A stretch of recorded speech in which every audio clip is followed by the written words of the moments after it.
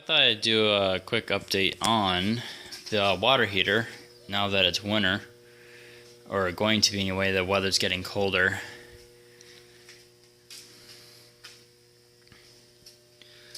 I've got this thing running right now, doing about 148. I've got actually that's doing very well. What I'm going to do is the pump that runs the water through all of this, I'd like to make it activated by switch, temperature controlled switch. This would activate at about 120 degrees.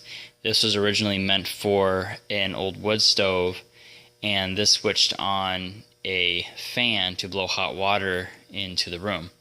So I pop that thing off, and what I'm going to do is set it on top of the stove here, right where there's a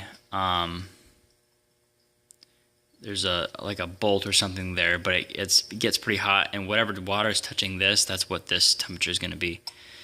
So I just set that thing on there, screw it down, and once this thing reaches an adequate temperature, that thing would switch on, and it would switch on a pump that is on the other side of my basement. I would just have to wire it in right. So as you can see, I've got it completely closed off right now to make the secondary air inlet that is just under here. That's what that hole is right there.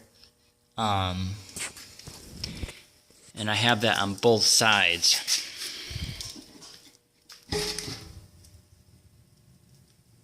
This thing burns extremely well. I will have a full bed of coals all through the night. I restoked this thing at about 11 o'clock at night last night, and there was so much coals in there. It was absolutely no effort to get this thing up and running again.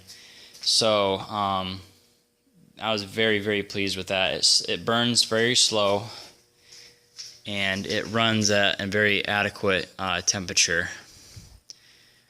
So about 147. Struggling to, sorry about the blurriness, it's kind of dark down here. When I'm struggling to get this thing up to temperature, I'll typically use this fan down here, and I will plug it right onto this deal, and it will sit on there, and it will blow and force air into there. It acts kind of like an automated wood stove boiler that you would have outside. So lately I've only needed to use that thing for the startup. After that, this thing works absolutely wonderful, and it's super inexpensive. The only electricity I have to use for this is the water pump that puts water through those lines up there. So anyway, that's the update, and thanks for watching.